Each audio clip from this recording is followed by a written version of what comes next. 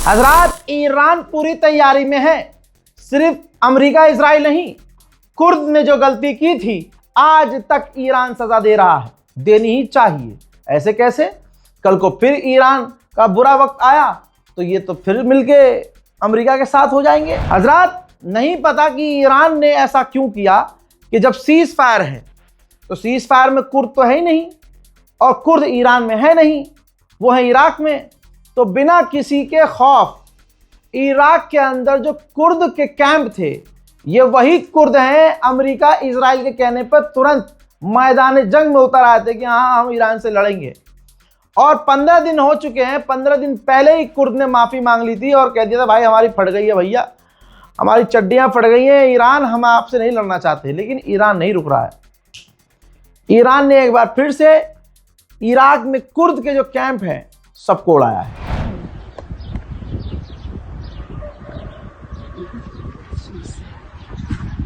भाई दूसरा वीडियो देखिए, एक ड्रोन ये ईरान का ही है, उसको इंटरसेप्ट कर रहा है फ्रांसीसी जहाज है। ये नहीं कह सकते कि ये फ्रांस का है, क्योंकि फ्रांसीसी ये जहाज अरब देश इस्तेमाल करते हैं। तो नहीं पता कि इराक के अंदर ये किसका फाइटर जेट है जो ईरान के ड्रोन्स को हिट कर रहा है। हजरात, गोदी मीडिया आपको हमेशा झूठ दिखाएगा, सच नहीं दिखाएगा। गोदी मीडिया ने क्या दिखाया कि चाइना के टैंकर निकल चुके हैं, भले ही वो उनका मकसद कुछ और हो, लेकिन अमेरिका ने कंफर्म किया है कि 10,000 फौज हमारी बैरिकेड करके खड़ी हुई है और पिछले 24 घंटे से एक भी जहाज नहीं निकला है। और ईरान छोड़िए, चाइना का जो जहाज टैंकर आ रहा था वो भी वापस मुड़ गया है। ठीक, अब इसमें अगर किसी को लग रहा है कि ईरान की हार है तो ये सबसे बड़ी गलतफहमी तुम्हारी है, क्योंकि भाई अमेरिका अभी शुरू में तो कह रहा था कि हमें स्ट्रेट ऑफ हॉर्मुज़ खुलवाना है, अब ससुरा खुद बंद करके बैठा है। ईरान की इसमें क्या हार है? कोई हार नहीं है। ईरान के पास अंधा तेल है, ईरान तेल दूसरी तरफ से एक्सपोर्ट कर रहा है, बढ़िया धंधा कर रहा है, क्रिप्टो में पैसा कमा रहा है। दिक्कत अब हो रही है तमाम अरब देशों को, क्योंकि उस स्ट्रेट ऑफ हॉर्मुज़ से पूरा गल्फ ट्रेड करता था। यही वजह है कि मोहम्मद बिन सलमान प्रेशर डाल रहे हैं ट्रंप पर कि भैया ये स्ट्रेट ऑफ हॉर्मुज़ खुलवाना था, तुमने पूरा ही बंद कर दिया। खोल नहीं सके तो पूरा ही बंद क्यों कर दिया भाई? जो थोड़ा बहुत रास्ता खुला हुआ था हजरात, वो बंद कर दिया है अमेरिका ने अपनी पीठ थपथपाने के लिए। क्या बंद किया है हमने? तो अब कोई भी दुनिया का देश ये नहीं चाहता कि अमेरिका बैरिकेड करे, अमेरिका ब्लॉक करे रास्ता, लेकिन कर रखा है। उसको लग रहा है कि वो जीत रहा है। ईरान भी कच्चा खिलाड़ी नहीं है। ईरान ने कह दिया कि ये जो ब्लॉकेज किया है इसने, अमेरिका ने, हम इसको न्यूट्रलाइज कर देंगे, बेकार कर देंगे। हम ज़मीनी रास्ते से, यानी जहाँ तक समंदर तक आ सकते हैं जहाज़ या जो भी टैंकर वैंकर, हम वहाँ तक आने देंगे, वहाँ से हम अपनी ज़मीनी रास्ते को इस्तेमाल करने देंगे और दूसरे इलाके में फिर वो मतलब बाय रोड निकलेगा वहाँ से सामान, और उसके बाद वहाँ आगे से समुद्र से दोबारा से सामान आगे ले जाया जाएगा। यानी ईरान के पास अपना प्लान तैयार है। मेरे दोस्तों, वहीं डोनाल्ड ट्रंप ने ऐलान कर दिया है कि 2 दिन बाद पाकिस्तान में दोबारा बातचीत होगी, दोबारा। और तारीफ की है फील्ड मार्शल आसिम मुनीर की, कहा कि बहुत बढ़िया काम कर रहे हैं वो और मुझे बहुत पसंद है। जाहिर सी बात है, जब अमेरिका की शर्तों को पाकिस्तान ईरान के आगे रखेगा, अरे मान जाओ, स्ट्रेट ऑफ हॉर्मुज़ दोनों मिलके चला लो, आधा पैसा तुम आधा पैसा, पैसा ही पैसा है, और चिल्लड़ गिरे तो हमें दे देना। जब इस मानसिकता को लेकर पाकिस्तान चलेगा और अमेरिका को ऊपर रखेगा, देखिए वीडियोस में तो दिखा कि अमेरिका के अधिकारियों से सिर्फ वो हाथ मिला रहे हैं पाकिस्तानी, लेकिन ईरान से मोहब्बत है तो भाई गले मिल रहे हैं। भाई मोहब्बत ईरान से है, ईरान से मोहब्बत है, मानते हैं पाकिस्तान को मोहब्बत है, लेकिन पैसा भी तो कोई चीज़ होती है लाला। तो पैसा ईरान से थोड़ी मिलेगा, पैसा मिलेगा अमेरिका से। इसलिए डोनाल्ड ट्रंप को आसिम मुनीर बड़ा पसंद है। हजरात, एक टैंकर की कंपनी का मालिक है, बहुत बड़ी कंपनी है जिसका नाम है टोटल। उस कंपनी के मालिक सीईओ ने कहा है बेहतर अमेरिका के इस बैरिकेडिंग से यह होगा कि हम ईरान को पैसा देते और निकल जाते। अमेरिका ने तो पूरी तरह से दुनिया को बर्बाद करने का प्लान बना लिया है। अब जाकर लंबे समय के बाद हमारे देश के प्रधानमंत्री की मजबूरी देखिए। ये देखो भाई, एक तरफ ईरान से बात करे जा रहे हैं, दूसरी तरफ 40 मिनट मोदी ने बताया है कि मुझे खुद फोन किया था, receive a call from my friend president Donald Trump. मुझे आज तक ये समझ में नहीं आता कि प्रधानमंत्री मोदी अपनी ही इज्जत क्यों नहीं करते। जो आदमी हमारे इस देश के भारत के प्रधानमंत्री का कई बार अपमान कर चुका है, हमारे भारत का अपमान कर चुका है, उसको आज भी ये अपना दोस्त बता रहे हैं। ठीक है, इन्होंने अपनी साइड चुन ली है कि ये अमेरिका की तरफ है, लेकिन ये दोगलापंती कर देते हैं, अपने विदेश मंत्री को भेज देते हैं कि हाँ जाओ बात करो ईरान से, है ना। तो या तो ईरान को दुश्मन कहो। अच्छा, सामने से ईरान कल ही कह चुका है, भारत के अंदर मौजूद जो हमारे ईरानियन एम्बेसडर हैं उन्होंने कहा है कि भारत को हमने 5 उन देशों में रखा है जो हमारे दोस्त हैं।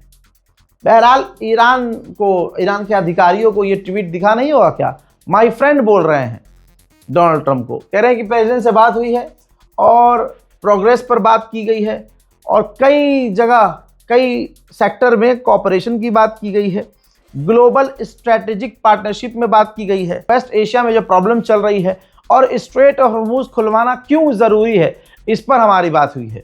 40 मिनट बात हुई है, माननीय प्रधानमंत्री मोदी जी ने खुद बताया है।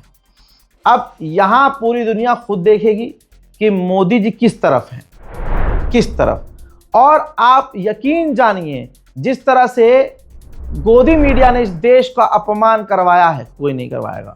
ईरान कह रहा है कि हम भारत का शुक्रिया अदा कर रहे हैं, भारत के लोगों का शुक्रिया अदा कर रहे हैं और भारत को हमने दोस्तों की लिस्ट में रखा हुआ है। भारत के जहाज़ों को निकालने के लिए हम स्पेशल इंतजाम कर रहे हैं। इसमें कोई मोदी का रोल नहीं है। यहाँ के लोगों से मोहब्बत है ईरान को, यही वजह है। यहाँ की संस्कृति, यहाँ के लोग, यहाँ का पहनावा, यहाँ का खाना, हर चीज़ की तारीफ ईरान करता है। फैन है भाई ईरान, प्यार करता है ईरान हमसे, यहाँ भारतीय लोगों से। लेकिन आप देखिए हमारी विदेश नीति की असलियत दिखा रहा है गोदी मीडिया पर बैठा हुआ अपने आप को कमांडर जनरल, जिसने जिंदगी में कोई युद्ध नहीं लड़ा होगा। तो ये जानवर जिसने पाकिस्तान पर कब्जा कर लिया था ऑपरेशन सिंदूर में, यही गोदी मीडिया था और यही वो जाहिल आदमी था। ठीक है भाई, इसने कहा था मेजर गौरव आर्या, नाम में जबरदस्ती मेजर, ये 375 रुपए की जैकेट पहन के, ठीक है, खड़ा हो गया चैनल पर। ओहो, गोदी मीडिया की असलियत कह रहा है और यहां मोदी सरकार को नंगा कर रहा है ये।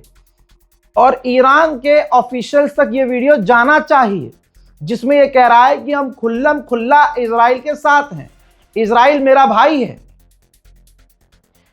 देख रहे हो आप, इजराइल इनका भाई है, ईरान नहीं है, जो हजारों साल से, यानी ईरान तब से है जब से इजराइल था नहीं। तो ईरान हमारा दोस्त नहीं है।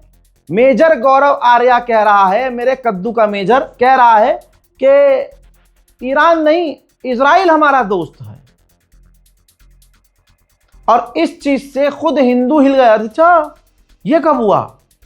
तो पाकिस्तान को नीचा दिखाने के लिए गौरव आर्या कितना गंद पर आ गया है। अब अल्लाह करे ये वीडियो ईरान के अधिकारियों तक पहुंचे, शेयर कीजिए, पहुंचनी चाहिए और ऐसे इंसान पर पाबंदी लगनी चाहिए। इजराइल के वकील आ गए प्रोग्राम में। क्यों नहीं? हम इजराइल के भाई हैं। इजराइल के वकील नहीं है, हम इजराइल के सगे भाई हैं। और मैं सपोर्ट करता हूं जो इजराइल कर रहा है लेबनान में। और मैं तो ये कह रहा हूं कि 100 बम और मारे लेबनान के ऊपर और गाजा के ऊपर 50 और मारे। तो वकील भाई है, सगे इजराइल के, सगे भाई है मैडम, सगे भाई है इजराइल के। वकील नहीं है। मैं आपसे ये पूछना चाहता हूँ, कि आपको इतनी नफरत क्यों है इजराइल से? उधर जैसे ही ऐलान किया गया कि बातचीत दोबारा होगी, सामने मुलाकात होगी, तो तेल के दाम एकदम से धड़ल्ले से नीचे आए हैं। लेकिन भारत के अंदर क्या चल रहा है ये देख लो। ये देखिए, कहा जा रहा है कि जो क्रूड प्राइस महंगे हो गए हैं उसकी वजह से पेट्रोल भारत में 18 रुपये और डीजल 35 रुपये महंगा हो सकता है। भाई साहब 1-2 रुपया नहीं, 18 रुपये और 35 रुपये पेट्रोल डीजल बढ़ सकता है। जलवा ये किसका है मुझे बताने की जरूरत नहीं है। मेजर गौरव आर्या को क्या ही करना है, 5,000 रुपये पर शो मिल रहा है उसको चीखने का। शो में जाके आगे बढ़ते हैं। लेकिन इसी गोदी मीडिया की, चाहे नव भारत टाइम्स हो, दैनिक भास्कर हो, हरकत देखिए। ये बेचारे कंफ्यूज है कि ईरान का साथ देना है कि ईरान के खिलाफ बोलना है। ऐसे ही अब ये फेक न्यूज फैला रहे हैं। ईरानी एम्बेसी ने, जैसे बहुत सारे लोग हैं फेक न्यूज फैला रहे हैं जिसमें लिखा है थैंक यू इंडिया, अब पैसे मत भेजना। ईरान ने बेहद भावुक पोस्ट लिखकर बंद किए डोनेशन अकाउंट्स।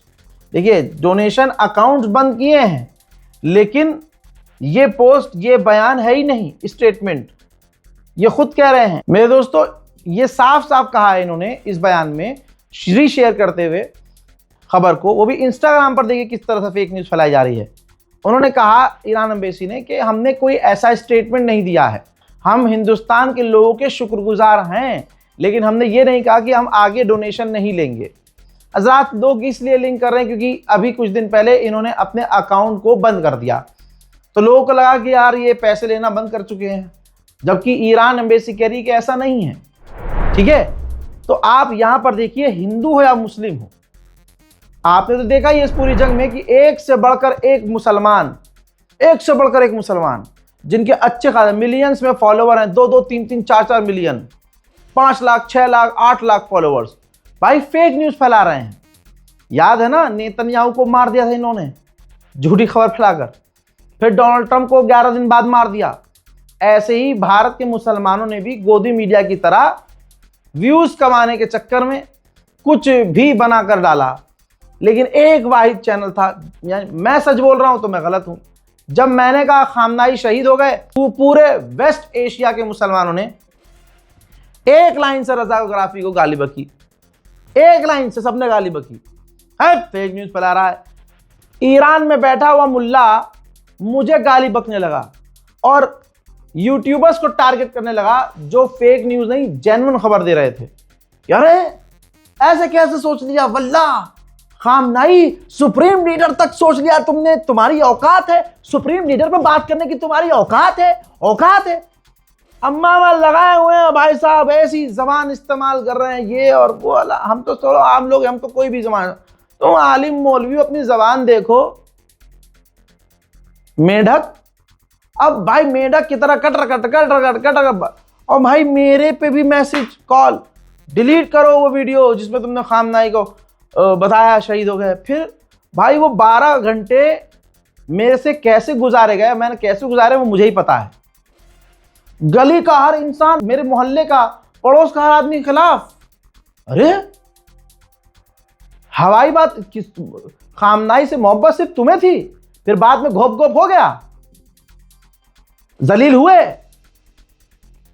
झूठों का मुंह काला हुआ कि नहीं हुआ? सारी मौलवियत गिरी निकल गई। अब ले आओ खामनाई, कहां से लाओगे? झूठी करो, साबित कहां से करोगे? मैं तो खुद दुआ कर रहा था कि मेरी झूठी खबर हो भाई ये। और उस तमाम वीडियो आज भी मौजूद है, जाकर देखिएगा, तब एहसास होगा आपको कि आपने एक इंसान को जो सच बोल रहा था उसको ह्यूमिलेट कितना किया। किसी ने ये नहीं पूछा कि भाई पक्की खबर है, हमें सोर्स मत बताओ, लेकिन आपको पक्का है ना? अरे भाई मैं अपनी इज्जत के साथ क्यों खेलूंगा, अपनी इज्जत क्यों उछालूंगा? फेक न्यूज 6 साल से एक गलत साबित नहीं हुई खबर, तो अब क्यों? बहरहाल ऐसे ही एक जो सच बोल रहा था उसको लोग झूठ मान रहे थे। फिर जो लोग झूठ बोल रहे थे कि नेतन्याहू मर गया, डोनाल्ड ट्रंप मर गया, बीमार हो गया, उसके नुन्नू में एड्स हो गया, अरे बोल क्या रहे हो? फिर हो भी रहा है, झूठे साबित हो रहे हैं, वीडियो डिलीट नहीं कर रहे हैं। ये व्यूज अच्छे कमा लिए थे, 1 मिलियन व्यूज हो गए भाई साहब, सब्सक्राइबर 50,000 बढ़ गए, किसी के 2 लाख सब्सक्राइबर हो गए 7,000 से। समझो, फेक न्यूज बना बनाकर। तो जो खबर सच ही दिखा रहा है उसको तुम कह रहे हो झूठ है भाई, ये फेक न्यूज है। और जो खबर फेक बना बनाकर जर्नलिस्ट बन गए या कंटेंट क्रिएटर बन गए, उनसे तुम्हारी औकात नहीं बोलने की। भाई साहब ये जो तुमने फेक न्यूज फैलाई थी, तो इसको डिलीट कब करोगे इस वीडियो को? लोग समझ नहीं रहे।